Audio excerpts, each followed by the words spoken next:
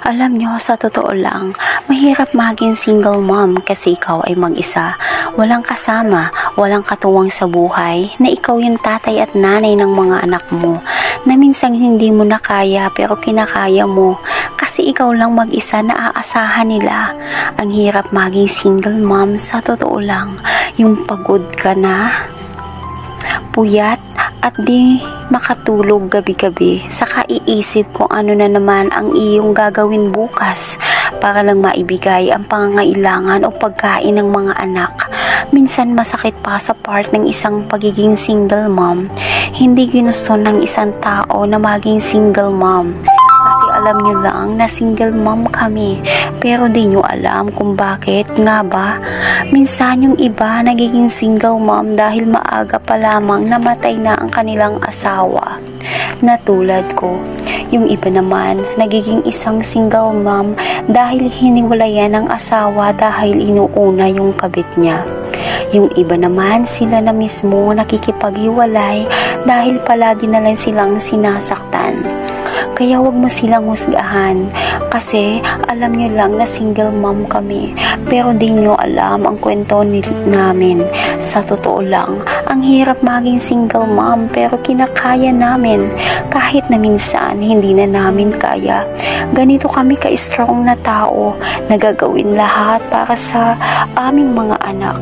Ang aming mga anak, ang aming lakas, kaya kinakaya namin ang pagod at puyat para lang sa aming mga anak. Ganito kami magmahal, mga single mom. Sa totoo lang, ang hirap maging single mom. Yung gusto mo na sana na may kausap ka pero wala kang mapagsasabihan ng iyong problema. Ang tanging sarili ko lang talaga ang nakakaalam dahil wala kang mapagsasabihan. Sa totoo lang, ang hirap maging single mom na mas inuuna ko pa ang kapanakanan ng mga anak ko bago ang sarili ko, na gusto mo nang bilhin ito sa sarili mo pero wag na lang kasi may bibilhin ka para sa mga anak mo, na mas mahalaga ang kasiyahan nila kisa sa akin.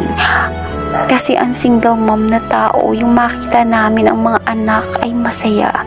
Nakakawala kasi ng pagod ng isang single mom na sasalubong ang kanilang anak sa trabaho, kasi ang mga anak namin ang aming pahinga, na makita lang namin na masaya sila.